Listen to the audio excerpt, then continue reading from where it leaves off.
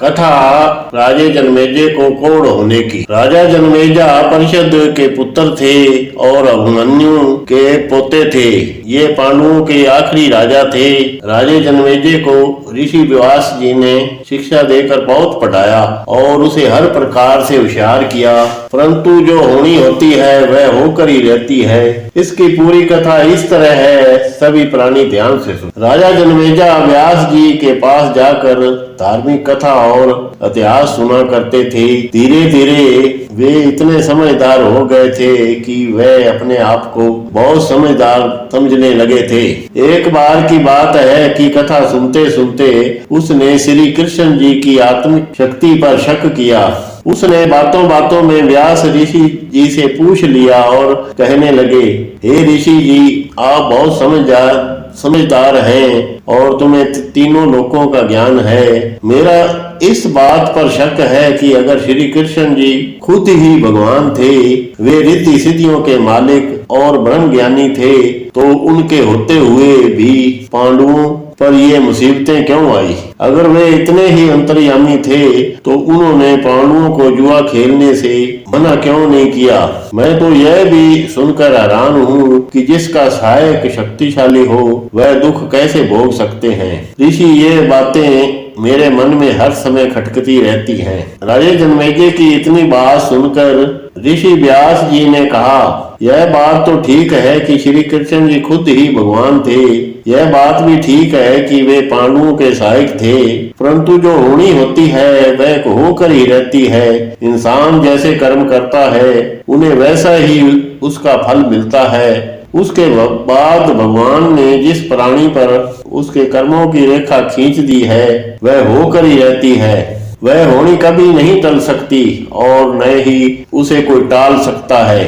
कई बार तो भावी अवतारों पर भी भारी पड़ जाती है। लिखा है, जैसे महापुरुषों ने कहा है, लिखी लेख न मिटती है सखी, सो लिखी करतार। इसलिए जो हमें कर्मों का फल मिलता है उसका फल इतनी गूढ़ी शाही से लिखा हुआ होता है कि उसके लिए प्राणी चाहे कितने भी यत्न क्यों न कर ले वे नहीं रुक सकते। हाँ, अगर हमें किसी होनी का पता चल जाए तो उसका उपाय करते हुए कुछ कम जरूर हो सकते हैं।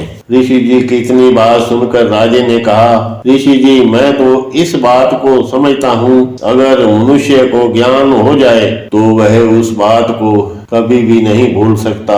ऋषि जी, अगर मैं देख रहा हूँ कि सामने कुआं है, उस कुएं में मैं गिरकर मर जा सकता हूँ, मैं कभी भी उस कुएं के पास नहीं जाऊंगा।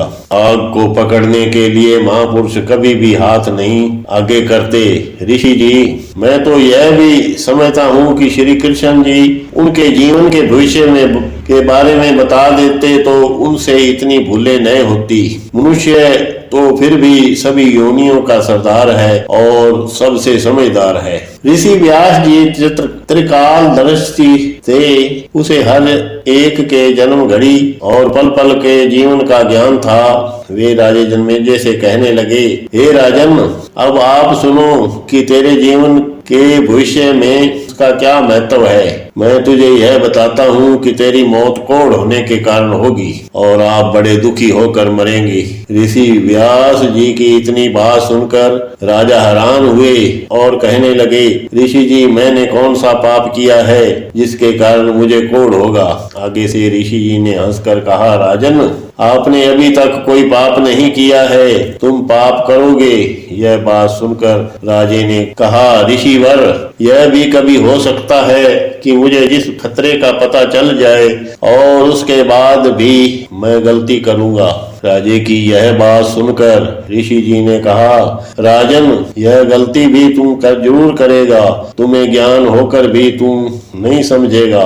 राजन की इतनी बात अटल सुनकर ऋषि जी ने कहा, राजन, इस तरह मुंह से बात कहना आसान है, यह तेरी सबसे बड़ी भूल है। मनुष्य को कभी भी किसी बात पर अहंकार नहीं करना चाहिए। यह अहंकार बहुत खतरनाक होता है। जो प्राणी ऐसा अहंकार करता है वह प्राणी परमात्मा को भी अच्छा नहीं लगता। इतनी बात सुनकर राजे ने कहा, मैं तो अहंकार करता ही नहीं महाराज जी, मैं तो कभी भूल कर भी अहंकार नहीं करता।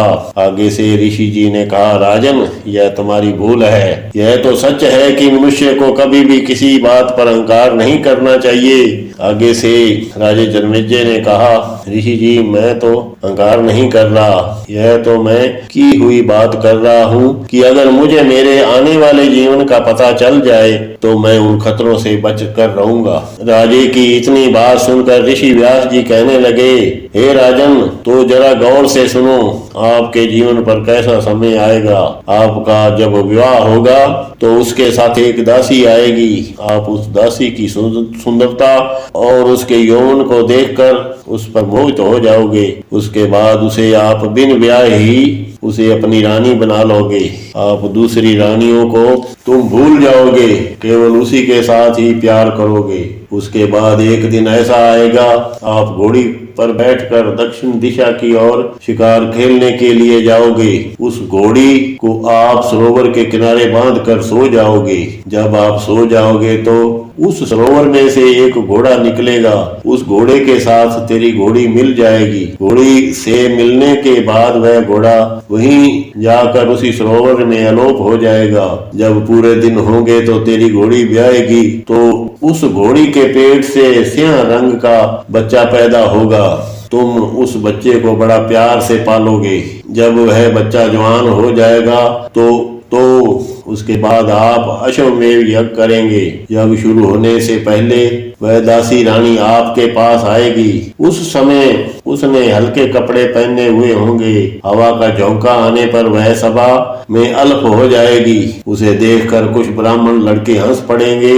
आप उनको ऐसा करते हुए देखकर गुस्से में आ जाएंगे और आप ब्राह्मणों की हत्या कर देंगे। ब्राह्मणों की हत्या करने के कारण आपके शरीर में कोढ़ हो जाएगा। उस कोढ़ को हटाने के लिए तुम्हें यज्ञ करना पड़ेगा। आपको महाभारत की कथा सुननी पड़ेगी। कथा सुनते सुनते एक समय ऐसा आएगा कि जब आप नाक चढ़ाकर किंतु परंतु करोगे तो उस पर आपका कोढ़ रह जाएगा और हे राजन आप उस कोढ़ के कारण ही मर जाएंगे। राजन यह आपकी जिंदगी की भावी है जो अटल है, यह भावी कभी टल नहीं सकती। राजन होनी तो होकर ही रहेगी, चाहे आप इससे बचने के लिए लाख कोशिशें क्यों न कर लें। ऋषि जी की इतनी बात सुनकर राजे जन्मेजय ने कहा, महाराज मेरी जिंदगी का विषय आपने बता दिया है और मैंने सब कुछ सुन लिया है। मैं न तो अपनी जिंदगी में किसी दासी से प्यार करूंगा, न ही मैं घोड़ी पर बैठकर दक्षिणी दिशा की तरफ जाऊंगा और न ही अपनी घोड़ी सरोवर के किनारे बांधकर सोऊंगा।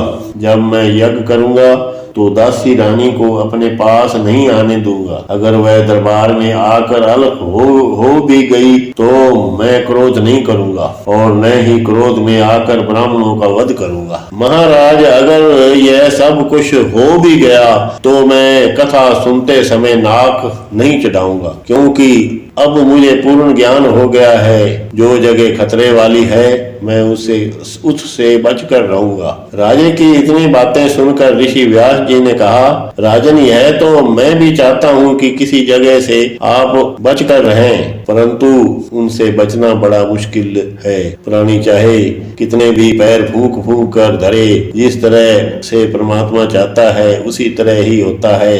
राजा ऋषि व्यास की बातें सुनकर चले गए। इस तरह समय बीता गया। धीरे धीरे राजे जन्मेजय के खतरे वाले मोड़ आने शुरू हो गए।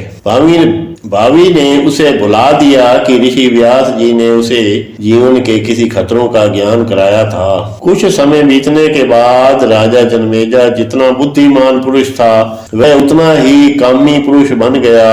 एक दिन उसे पता चला कि काशी के राजे की दो सुंदर और जवान कुमारियां हैं। वह उनके रूप की शोभा सुनकर उसने काशी के नरेश पर हमला कर दिया। जब उस नरेश को लड़ाई के कारण का पता चला तो उस राजकुमार ने लड़ाई उसी समय बंद करवा दी। उसने अपनी दोनों राजकुमारियों का विवाह उस राजे के साथ कर दिया। उन राजकुमारियों के साथ उसने एक दासी भी भेजी। वह बहुत सुंदर और जवान लड़की थी। एक दिन की बात है कि जब वह दासी महल से उन रानियों के लिए कोई वस्तु लेकर जा रही थी तो राजा उस लड़की का रूप और जवानी देखकर वह उस दासी पर मोहित हो गए और वह उसे प्यार करने लगे। जो ऋषि जी ने राजे को बात बताई थी उनमें से पहली बात सच हो गई। राजे ने उस दासी को विवाह किए बगैर ही अपनी रानी और उसके बाद उसे अपनी पटरानी बना दिया। एक दिन राजा जनमेजा महल के एकांत में बैठकर रोने लगे और वह अपने आप को कहकर रोने लगे कि मुझे सभी पता होते हुए भी मैं पापी हो गया हूँ। इसकी आगे कथा इस प्रकार है, सभी प्राणी ध्यान से सुने। अब राजा महल में दासी रानी का बोलबाला हो गया। वह दूसरी रानियों से अच्छा खाती थी और अच्छा पहनती थी। वह काम धंधे में उनके साथ हाथ नहीं बटाती थी, बल्कि दूसरी रानियों उसकी सेवा में लगी रहती थी। वह हर रोज राजे की सेज में जाती थी। जिन राजकुमारियों के साथ वह दासी बनकर आई थी उनके दुख सुख को वह नहीं देखती थी। उनकी हालत ऐसी हो गई थी जैसे कोई पुरुष अपनी पत्नी को छोड़ देता है और वह बेसहारा हो जाती हैं। एक दिन राजे के वजीर ने कुछ सौदागरों से एक सुंदर घोड़ी खरीद ली। वह घोड़ी नहीं थी बल्कि कोई घोड़ी के रूप में होनी थी जो घोड़ी का रूप धारण करके आई थी। जब वह घोड़ी वजीर ने राजे को दिखाई तो उसने अपने राजे से कहा, महाराज एक बार इस घोड़ी की सवारी करके तो देख लें, कितनी सुंदर घोड़ी है और इस घोड़ी पर बैठकर आप शिकार करने जाएंगे तो यह घोड़ी हवा से बातें करती है। इसकी चाल इतनी अच्छी है कि अगर आप इसके ऊपर पानी का छन्ना भरकर रखेंगे तो उसमें से एक बूंद भी पानी बाहर नहीं निकलेगा। यह सारी बातें सौदागर की जुबानी थी जो वजीर ने राजे से कह दी। राजा वजीर की बातों में आ गए। वह घोड़ी पर सवार होकर अकेला ही जंगल की तरफ निकल गए। वह चलते चलते उसे एक शिकार दिखाई दिया।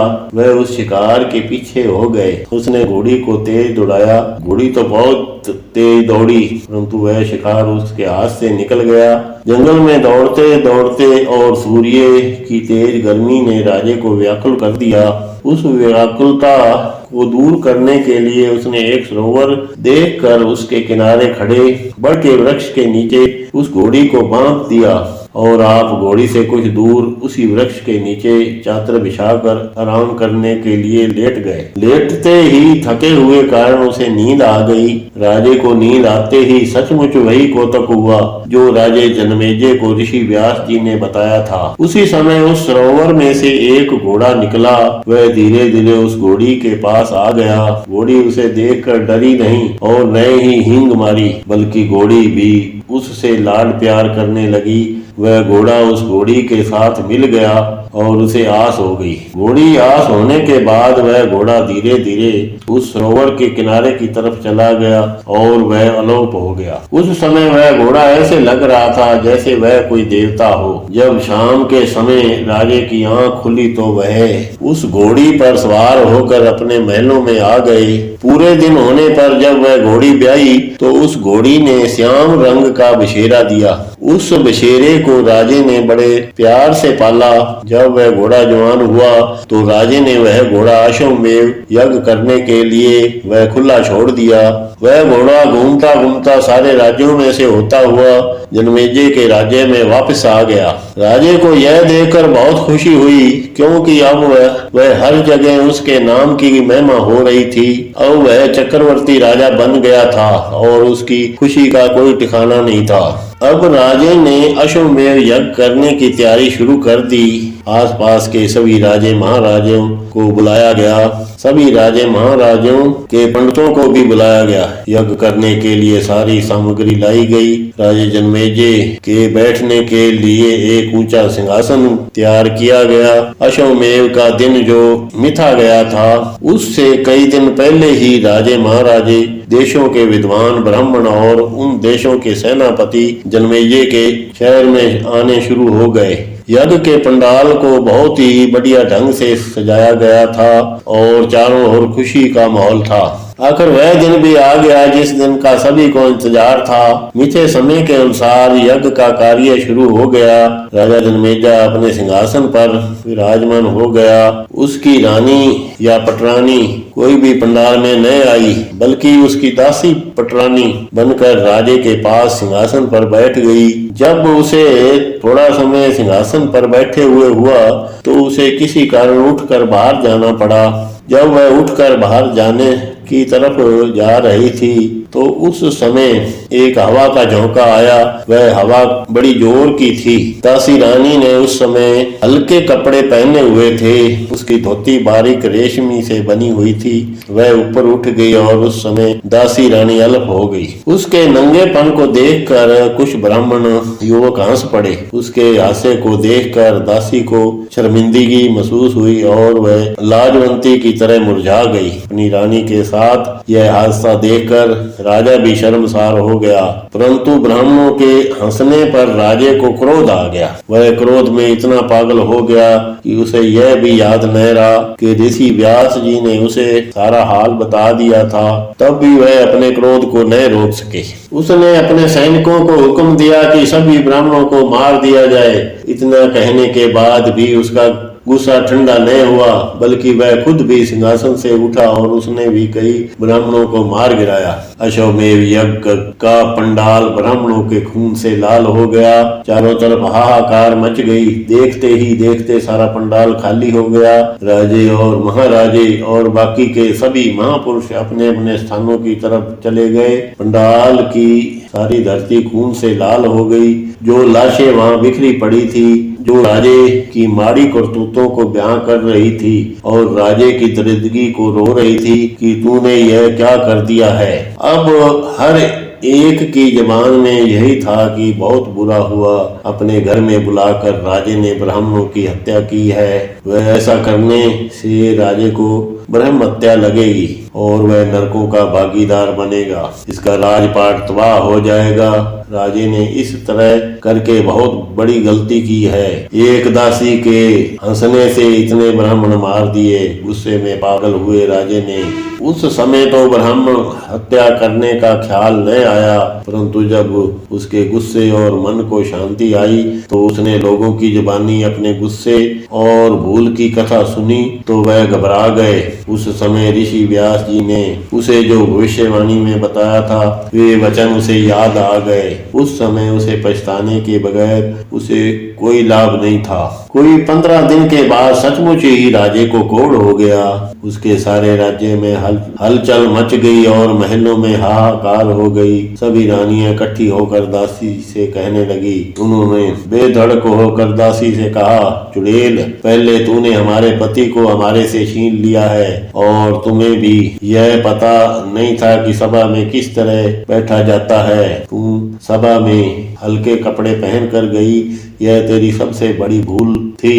गलती तो तूने की और उसकी सजा हमारे पति को भुगतनी पड़ रही है, जिससे हमारे पति को कोढ़ हो गया है। चंडाल, यह तेरे किए का फल है। बेरहम, अब तो तू राजे का पीछा छोड़कर महलों से चली जा। जिन काशी की राजकुमारियों के साथ तू दासी बनकर आई थी, तू तो उन्हें भी कहीं का नहीं छोड़ा। सभी मिलकर उसे धुतकारने लगी। उन सब रानियों की इतनी तीखी बातें सुनकर दासी घबरा गई। वह रातों रात महल छोड़कर खुले मैदान में चली गई। वह अपने किए का पछतावा करने लगी। वह यह कारण सहन न कर सकी और नदी में डूबकर उसने अपनी जान दे दी। राजे ने बीमारी में उसके विछोड़े को बहुत अनुभव किया। वह कई दिन रानी का नाम लेकर तड़पता रहा। अब राजा जन्मेजय पापी बन गया। वह रोया, इतना रोया, वह अपने आप को लानते देने लगे और रो रो कर कहने लगे, होनी ने उसके साथ क्या खेल किया है। वह तो श्री कृष्ण जी के अवतार होने पर किंतु परंतु करता था। वह तो यहाँ तक कहता था कि अगर पांडवों को होने वाली बातों का पहले ही पता चल जाता तो वे जुआ न खेलते, परंतु आप जन्मेजय को तो ऋषि व्यास जी ने सारा हाल चाल पहले ही बता दिया था, फिर भी होनी होकर ही रही है, होनी कभी टल नहीं सकती। जन्मेजय का रोना सुनकर सभी देवते इकट्ठे हो गए। नारद और विश्वामित्र जी भी चलकर राजा जन्मेजय के पास आए। उनके सामने राजे ने क्षमा मांगी और हाथ जोड़कर कहा, हे मुनिजनों, मुझे सभी ब्राह्मणों से माफी दिलवाओ। जो मैंने भूल की है मैं उस पर पछतावा करता हूँ। कोढ़ होने के कारण अब मेरी आत्मा बहुत दुखी हो रही है, इसी वजह से मेरा अंग अंग दुख रहा है। अब आप ही कोई ऐसा वसीला बताओ जिससे मेरा कोढ़ दूर हो सके। राजे के ऐसे करुण भरे वचन सुनकर मुनि विश्वामित्र और दूसरे ब्राह्मणों के साथ मिलकर सलाह की कि राजे का कोढ़ कैसे दूर हो सकता है। वे उसका उपाय सोचने लगे। सभी ने मिलकर एक जवाब ने कहा, हे राजन, जो हुआ सो बीत गया, बीते समय को कभी याद नहीं करना चाहिए। अब हम राजे के कोढ़ को दूर करने के लिए कोई उपाय सोचते हैं। सभी की बात सुनकर ऋषि विश्वामित्र जी ने कहा, राजे का कोढ़ तो दूर हो सकता है अगर ऋषि व्यास जी खुद सारे महाभारत की कथा इन्हें सुनाएं और राजा उन्हें एक मन लगाकर सुने। सारे महाभारत की कथा चुपचाप सुनता रहे, उसके बीच में कोई किंतु परंतु न कहे। अगर कथा सुनते समय किंतु परंतु करेगा तो कोढ़ नहीं हटेगा या थोड़ा असर जरूर रह जाएगा, इसका खास ध्यान रखना पड़ेगा। राजे जन्मेजय ने यह शर्त मंजूर कर ली। उसी समय ऋषि व्यास जी को बुलाया गया। जब ऋषि व्यास जी महल में आए तो राजे ने बड़ी निम्रता के साथ ऋषि जी को विनती की कि हे राजन,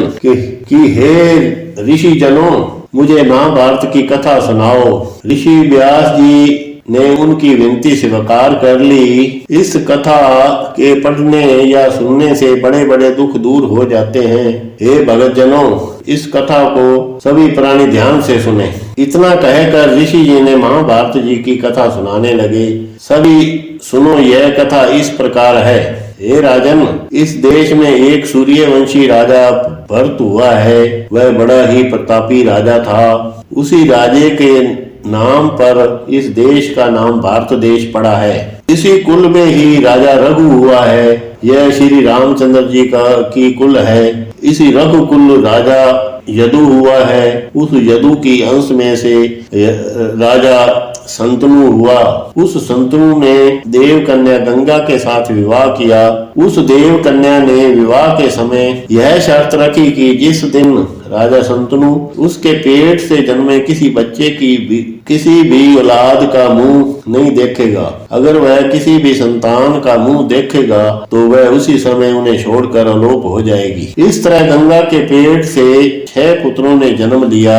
जिस तरह उनके पुत्र होते रहे उसी तरह गंगा उन पुत्रों को जल में प्रवाह करती रही और उन्हें खत्म करती रही। धीरे धीरे उसको समझ आ गया कि यह क्या कारण है। पुत्र तो हर एक को प्यारे लगते हैं। इस जगत में भी पुत्र पुरुष का एक निशान होते हैं। जब गंगा के पेट से 7वीं संतान उत्पन्न हुई तो राजे से रहा न गया, तो उसने वह पुत्र नदी में प्रवाह न करने दिया। उस बालक को वह आप ही पालने लगे, परंतु गंगा सचमुच ही नदी में अलोप हो गई। राजा संतनु को गंगा के विछोड़े से बहुत दुख हुआ। वह हर रोज गंगा के किनारे जाया करता था और वहां जाकर गंगा का जाप किया करता था। इसी तरह ऋषि व्यास जी राजा जन्मेजय को कथा सुनाते रहे और वे सतवचन करके हाँ जी शब्दों में हुंकारा भरते रहे। राजा सचमुच ही एक मन चित्त में होकर उनकी कथा सुन रहे थे। इतने तक कथा सुनने के बाद उसके जख्म सूखने लग गए थे और उनके जख्म की जलन भी कम हो गई थी। जिस पुत्र को शंतनु ने पाला था, उसने उसका नाम देवव्रत रखा। राजा हर रोज गंगा के किनारे जाया करता था। वहाँ एक मलाह की लड़की सत्यावती भी आया करती थी। धीरे धीरे उस लड़की के साथ राजे को प्यार हो गया। जब उसने विवाह के लिए कहा तो लड़की और उसके पिता ने उसके सामने यह दो शर्त रखी कि हे राजन, विवाह तो हो सकता है अगर आप ये दोनों शर्तें मान लें। पहली शर्त तो यह है कि आपके पास जो पहले लड़का है वह सारी उम्र कुंवारा रहेगा। राजन, दूसरी शर्त यह है कि आपके परलोक सिधारने के बाद राज गद्दी पर सिर्फ सत्यावती के पेट से ही जो बच्चा पैदा होगा, चाहे वह लड़की पैदा हो या लड़का पैदा हो, वही राज गद्दी पर बैठेगा। राजा यह शर्त सुनकर घबरा गए, परंतु जब इस बात का पता उसके पुत्र को चला तो उसने यह शर्त स्वीकार कर ली। इस तरह राजे शंतनु का दूसरा विवाह हो गया। उसके घर दो लड़के पैदा हुए। एक का नाम चित्रागढ़ और दूसरे लड़के का नाम विचित्रवीर्य रखा गया। दोनों लड़के जवान हो गए और विवाह के योग्य हो गए।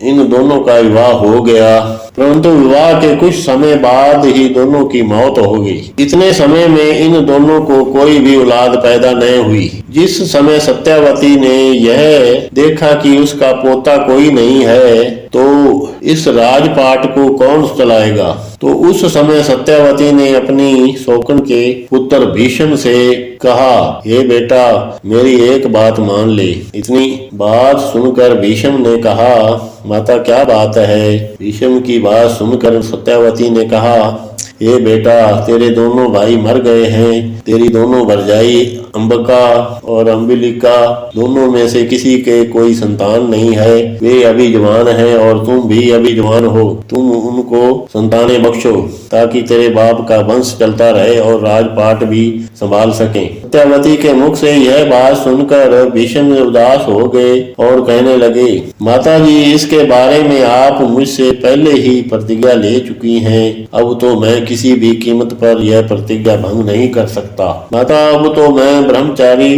धारण कर चुका हूँ। सारी उम्र कुंवारा ही रहूंगा और अपना जीवन पूरा कर जाऊंगा। भीष्म से ऐसे वचन सुनकर सत्यावती उदास होकर चल पड़ी।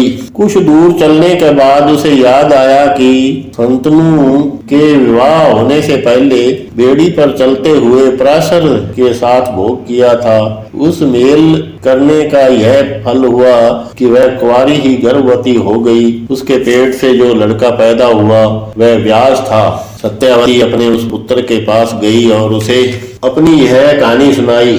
वह सत्यावती की बात मान गया। व्यास वहां से आकर अंबिका और अंबालिका के पास रहने लगी। कुछ समय बाद अंबिका के पेट से धृतराष्ट्र पैदा हुआ, जो जन्म से ही अंधा था। उसके अंधे होने का यह कारण था कि अंबिका व्यास को अच्छा नहीं समझती थी, इसलिए मेल के समय उसने अपनी आंखें बंद कर ली थी, जिसका कारण यह हुआ कि उसे अंधी संतान पैदा हुई, जिसका नाम धृतराष्ट्र रखा गया। अंबिलिका के पेट में से एक लड़का पैदा हुआ, जिसका नाम पंड रखा गया। व्यास ने एक बार फिर अंबिका को बुलाया। वह व्यास को अच्छा नहीं समझती थी, इसलिए वह आप तो नहीं गई। उसने अपनी जगह अपनी दासी को भेज दिया। उस समय दासी के पेट में भी एक लड़का पैदा हुआ, जिसका नाम विदुर रखा गया। जिस विदुर को सदा दासी सूत पुत्र कहा गया। धृतराष्ट्र, पांडु और विदुर तीनों का लालन पालन भीष्म ने ही किया। उन तीनों को शस्त्र विद्या भी उसी ने सिखाई और एक अच्छा योद्धा बनाया। जब ये तीनों जवान हो गए तो धृतराष्ट्र का विवाह गांधारी के साथ हुआ। पंडु का विवाह कुंती के और वह मदारी के साथ हुआ। धृतराष्ट्र के घर 100 पुत्र और एक कन्या ने जन्म लिया। धृतराष्ट्र के बड़े लड़के का नाम दुर्योधन था। पंडु के 5 पुत्र थे।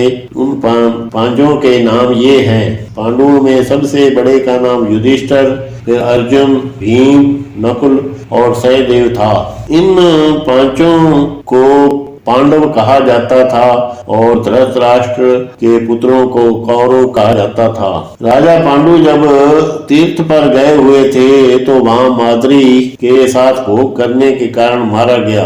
माद्री ने उसे वचन दिया हुआ था कि जब भी तुम मेल करोगे तो मारे जाओगे और मैं तुम्हें छोड़कर चली जाऊंगी। पांडु के मरने के बाद उस राजगद्दी पर धृतराष्ट्र बैठे जो जन्म से ही अंधे थे। पांडव उस समय मासूम बच्चे थे, उनको कुंती ने पाला। जब ये कुछ बड़े हुए तो दुर्योधन उन्हें मारने के लिए सोचने लगे, यह सोचकर कि कल को ये आधा राज मांग लेंगे। उन्हें मारने के लिए कौरवों ने 1 लाख का महल तैयार किया, परंतु वे वहां से सुरंग बनाकर निकल गए। ये कई वर्ष ब्राह्मण के वेश में घूमते रहे और अपना समय व्यतीत करते रहे। वे घूमते घूमते राजा द्रौपद की नगरी में चले गए। जब वे वहां पहुंचे तो संयोग से ही राजे ने कृष्णा यानी द्रौपदी का स्वयंवर रचा हुआ था। उस स्वयंवर की यह शर्त थी कि जो भी तेल के कढ़ाई को देखकर उसके ऊपर टंगी हुई मछली की आंख में तीर मार देगा, द्रौपदी का विवाह उसी के साथ कर दिया जाएगा। अर्जुन ने वह शर्त जीत ली और उसे लेकर अपने घर आ गए जहां वे चोरी छिपे रहते थे। जब वे द्रौपदी को लेकर अपने घर आ गए तो वे अपनी माँ से कहने लगे कि माँ हम क्या लाए हैं। तो कुंती ने उस समय उनकी तरफ नहीं देखा और कह दिया कि पुत्रों जो कुछ लाए हैं आपस में बांट लो। उस समय अपनी माँ के वचन के अनुसार पांचों ने द्रौपदी के साथ विवाह किया और वह पंचाली कहलाई। राजा द्रौपद और कृष्ण के समझाने पर धृतराष्ट्र ने आधा राज पांडवों को दे दिया। उन्होंने अपने राज्य की राजधानी इंद्रप्रस्थ को बनाया। उन्होंने अश्वमेध यज्ञ किया। उस यज्ञ में उन्होंने दुर्योधन और उनके भाइयों को भी बुलाया। उस समय पांडवों ने वहां एक ऐसा महल बनाया जो माया जाल की तरह था। वह महल इस तरह बना हुआ था जहाँ पानी नजर आता था वहां सूखी जगह थी, जहाँ सूखी जगह थी वहां पानी नजर आता था। उस महल को देखते हुए दुर्योधन धोखा खा गए। वह सूखी जगह समझकर वहां पानी में गिर गए। यह नजारा द्रौपदी और उसकी सहेलियों व दासियां देख रही थी। द्रौपदी ने अहंकार में आकर हंसकर कहा, अंधे की अंधी औलाद। यह वचन दुर्योधन ने सुन लिए। यह वचन सुनते ही उसके मन में आग लग गई। उसने अपने मन में फैसला कर लिया कि मैं अपने बाप का नहीं। अगर मैंने द्रौपदी तुम्हें अल्प न किया और वह भी भरी सभा में और मैंने अपने जांघों पर न बिठाया तो मेरा नाम भी दुर्योधन नहीं। वह इतना कहकर अपने महलों की तरफ चले गए। पांडवों का यज्ञ समाप्त हो गया। इतने तक कथा सुनने के बाद राजे जन्मेजय के आधे शरीर का कोढ़ खत्म हो गया। उसका शरीर कुंदन जैसा साफ हो गया। यह कौतुक देखकर राजा अपने मन ही मन में खुशी होने लगे। यह परमात्मा ने कैसा खेल रचाया है, मैं उसका शुक्रगुजार हूँ। व्यास एक मन होकर कथा सुना रहे थे और राजा जन्मेजा एक मन होकर कथा सुन रहे थे। धृतराष्ट्र का बड़ा लड़का दुर्योधन बहुत चालाक था। उसने अपने मामा शुकनी की सहायता से युधिष्ठिर को अपने महल में बुला लिया और उसे जुआ खेलने के लिए कहा। उस जुए में वह अपना सारा राजपाट, यहाँ तक कि उसने अपने भाइयों और द्रौपदी को भी जुए में जीत लिया। उसके कई समय बाद मन की बात पूरी हो गई। उस समय दुर्योधन ने दुशासन को राजमहलों में भेजकर द्रौपदी को बुलाया। दुशासन द्रौपदी को बालों से खींचकर सभा में ले आए। वे दुष्ट उसे अल्प करने में लग गए तो उस समय श्री कृष्ण जी ने उसकी लाज रखी। उनसे वह अल्प तो नहीं हो सकी। उस जगह कपड़ों का ढेर लग गया। इस जुए में पांडवों को 12 साल का वनवास भुगतना पड़ा। जब 12 साल वनवास भोग कर वापिस आए तो इन्होंने आधे राज की मांग की तो दुर्योधन ने आधा राज देने से इनकार कर दिया। उस समय श्री कृष्ण जी ने भी समझौता कराने का बहुत यत्न किया, परंतु उसकी सभी कोशिशें बेकार गई और उस समय महाभारत का युद्ध हुआ। उस युद्ध में दुर्योधन और उसके सभी भाई युद्ध में मारे गए। दुशासन को मारने के बाद भीम ने उसका खून पिया। उस लड़ाई में भीम ने ऐसे ऐसे कारनामे करके दिखाए जो अचरज करने वाले थे। उसने दुश्मन के हाथियों को पैरों से पकड़कर ऐसा घुमाया कि उनको आकाश की ओर फेंक दिया, जो अभी तक आकाश में ही घूम रहे हैं। वे अभी तक वापस नीचे की ओर नहीं आए हैं। कुदरत के रंग देखो, राजा जन्मेजय की मौत कोढ़ से होनी थी। भावी ने अपना रंग दिखाना था। जब कथा यहाँ तक पहुंची तो उसके सारे शरीर का कोढ़ ठीक हो गया। उसका सारा शरीर अरोग हो गया। उसका शरीर कंगन की तरह साफ हो गया। सिर्फ उसकी नाक पर थोड़ा सा कोढ़ रहता था। श्री भीम के हाथी वाली बात सुनकर राजा जन्मेजय ने नाक ऊपर चढ़ाकर कथा पर कहा, किंतु ऋषि जी है, आप इतनी बड़ी गप मार रहे हैं। यह भी कभी हो सकता है कि हाथी को पैरों से पकड़कर घुमाकर आकाश की तरफ फेंका जाए और वह आसमान पर ही घूमता रहे, परंतु वह धरती पर नहीं आए। परंतु वह अगर इतना करने वाला बलि था तो वह छिपकर ऐसे दिन क्यों बिता रहा? दुर्योधन के जुआ खेलते समय दुशासन और दुर्योधन को क्यों न मार गिराया? ऋषि व्यास ने राजा जन्मेजय की इतनी बातें सुनकर कथा वहीं बंद कर दी और कहा, हे राजन, ये भी एक भावी का खेल है जो तुमने किंतु कह दिया। जो आपको पहले बताया गया था कि कथा सुनते समय आपने किंतु परंतु वाली बातें नाक चढ़ाकर नहीं करनी है, परंतु तुम चुप न रह सके। हे राजन, अब आपकी नाक से कोढ़ नहीं जाएगा और इसी से तेरी मौत हो जाएगी। ऋषि जी की इतनी बात सुनकर राजा बहुत पछता रहा था, परंतु अब पछताने से कोई लाभ नहीं था। जो होनी थी वह राजे पर भारी पड़ गई थी। आखिर में इसी तरह ही हुआ कि उस नाक के कोढ़ से ही राजे की मौत हो गई। यह कथा जो भी प्राणी पढ़े या सुने, इस कथा से हमें यह शिक्षा मिलती है कि किसी भी महापुरुष के गुण अवगुण न देखें। जो महापुरुष कथा सुनाए उस पर अमल करें। राजा जन्मेजय भी इस कथा को सुनते सुनते ठीक हो गए थे, परंतु वे अपने वचनों से गिर गए, जिस कारण नाक पर कोढ़ रह गया था और उसकी मृत्यु हो गई। इसलिए हे भक्तजनों, आप जब भी कथा सुने एक मन चित लाकर सुने, जिससे अपना और अपने परिवार का कल्याण हो सके। वाहेगुरु।